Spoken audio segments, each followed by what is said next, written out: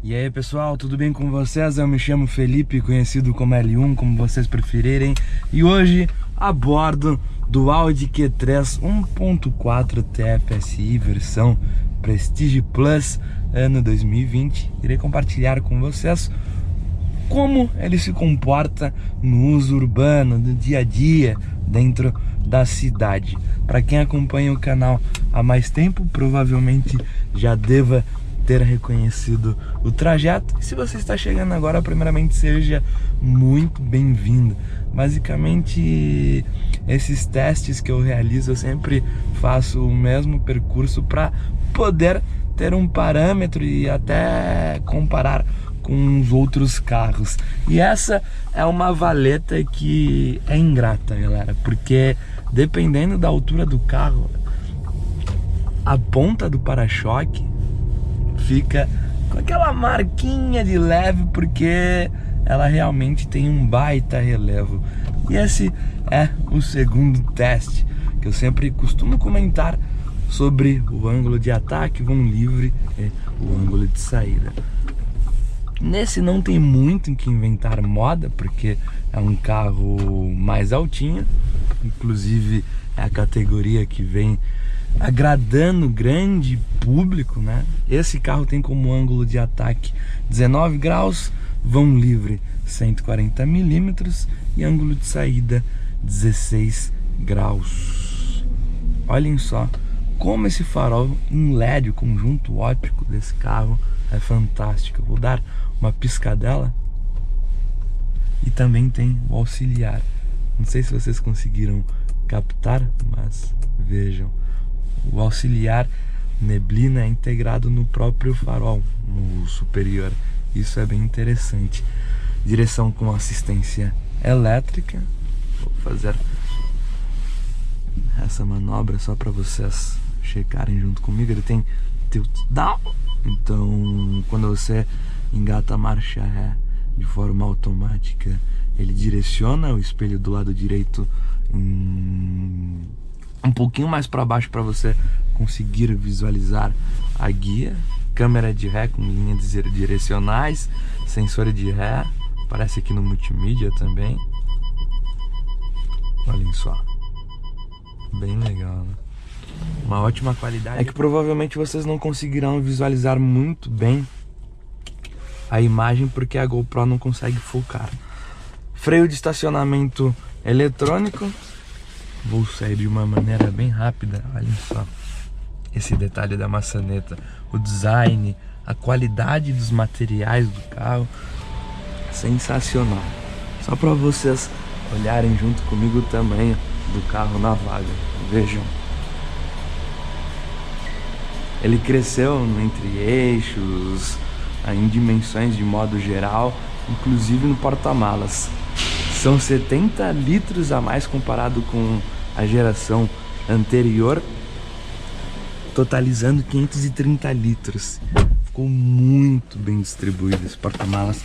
E o legal justamente nesse cenário, que por exemplo, você com algumas sacolas na mão, ele tem um sistema do hands-free.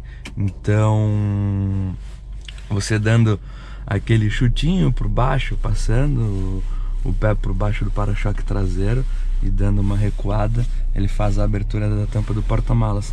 Além de conseguir abrir pela chave, tem um botão aqui, ó, na lateral esquerda, muito bom também. Vamos lá, continuando o teste.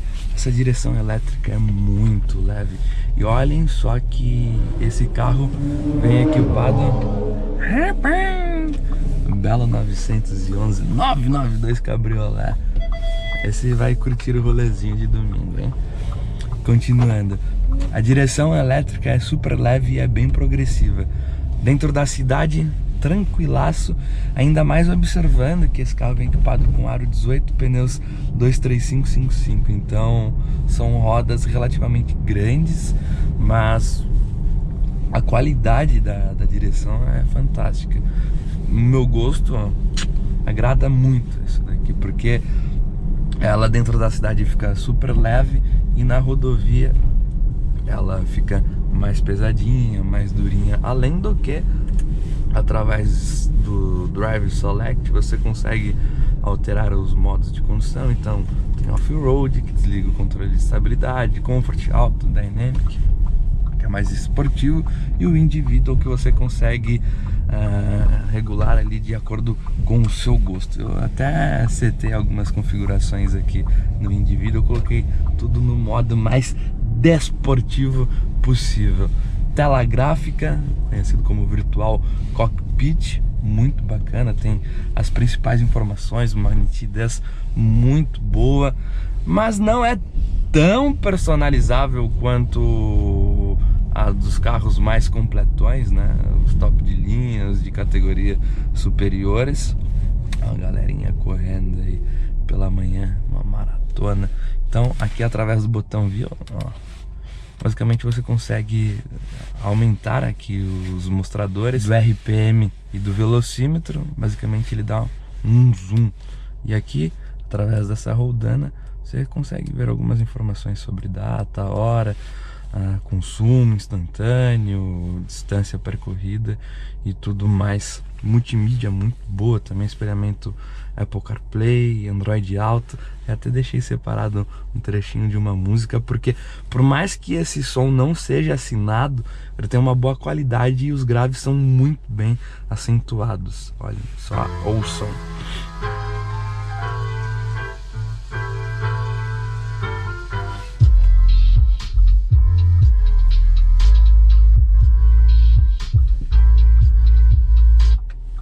Legal, né? Ar-condicionado digital de 2 zonas. Vejam, tem esse pequeno display. Então aqui, ó, você consegue configurar, setar uma temperatura individual aí, bem legal, gela super bem, chave presencial. Entretanto, a chave ainda é da geração passada, do A38B, do Q3. Acho que eles poderiam ter empregado um pouquinho mais de carinho e colocado uma chave mais moderninha, mais bonitinha para condizer aí com essa atualização, né?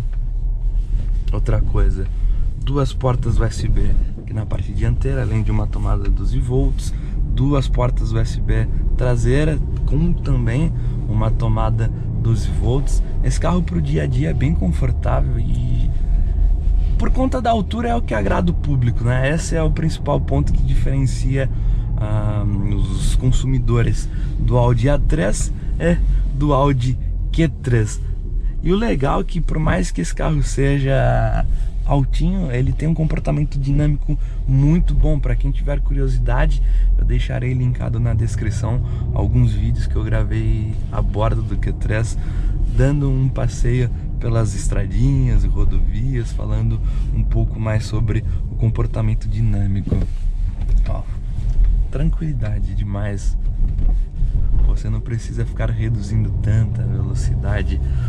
Essa geração também, o que teve aquele tchan, né, que agradou muita gente, foi essa atualização no design do painel. Qualidade muito boa, todo toque macio. Olhem só, um WRX escapezinho de lado, qualidade muito boa.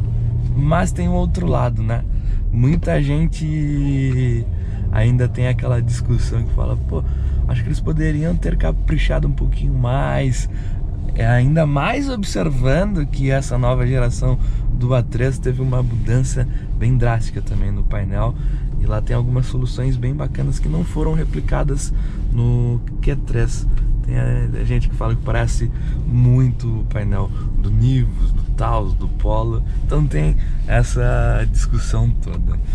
Outra coisa, conjunto transmissão e motorização sensacionais, não tem muito o que ficar enchendo linguiça. Motor 1.4 turbo, famoso TFSI, EA211, que rende 150 cavalos e 25,5 kg de torque, combinado com a transmissão automatizada, caixa DQ250, 6 marchas, dupla embreagem banhada a óleo, transmissão muito rápida. Só para vocês terem ideia, ó, coloquei no modo manual. Inclusive tem as aletas, as famosas borboletas, brabuletas atrás do volante.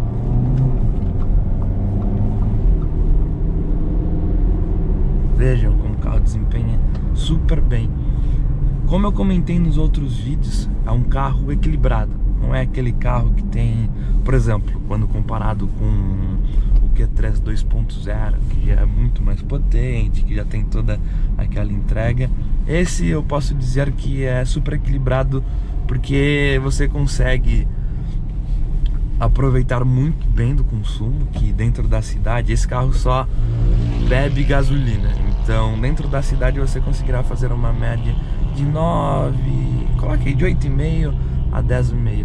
Claro que tudo dependerá do modo de condução de cada pessoa, porque tem aquelas pessoas que dirigem de uma forma mais hardcore, outras que dirigem em um modo, olha só aquele Porsche, estão se encontrando, inclusive tem até uma Lambo ali, que dirigem de uma maneira mais civilizada. Aquele exemplo que eu sempre compartilho: uma pessoa que resida próximo ao trabalho nunca conseguirá fazer a mesma média de consumo de uma pessoa que resida a 30 km, que pegue trecho de rodovia, marginal expressa e tudo mais. Mas de modo geral, um carro bem econômico, e o desempenho agrada muito bem, principalmente quando o carro não está muito pesado. Fora que esse motor é silencioso, elástico. Muita gente já sabe sobre os pontos positivos, negativos, problemas crônicos. Mão de obra qualificada você encontra com imensa facilidade, peças com imensa facilidade, até porque o EA211 equipa uma gama muito grande. Então, T-Cross, Jetta, A1, A3, galera, muito carro mesmo.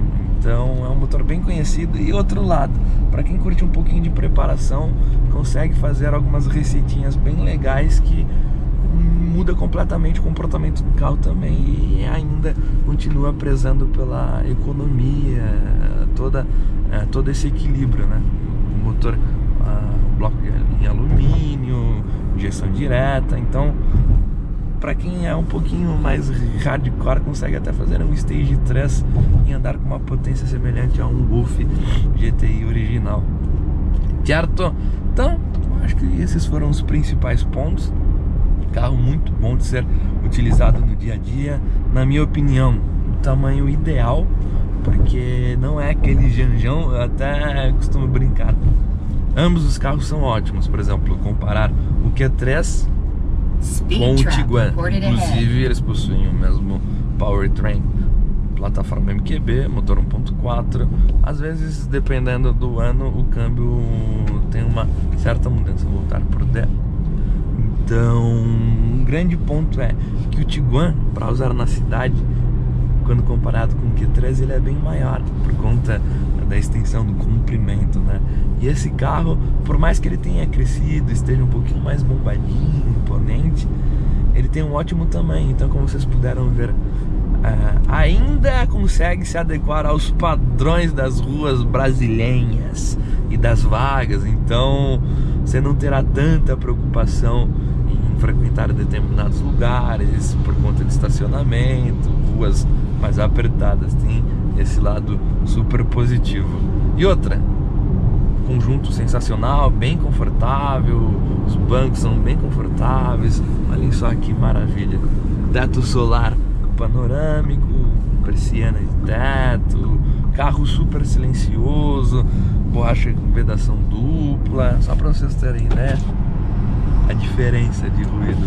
Inclusive, eu fiz uma trilha no Morro do Capoava com esse carro e sujou muito mesmo.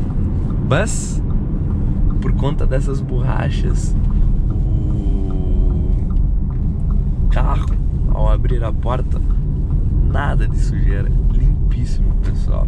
E para finalizar, para quem curte um pouquinho mais de pimenta, um pouco mais de desempenho, o que eu posso dizer é que agora já temos disponível o Q3 2.0, até com a carroceria Sportback aliada com a tração 4, que virá um baita brinquedão. Nem vou diminuir a velocidade, só o que dá para vocês verem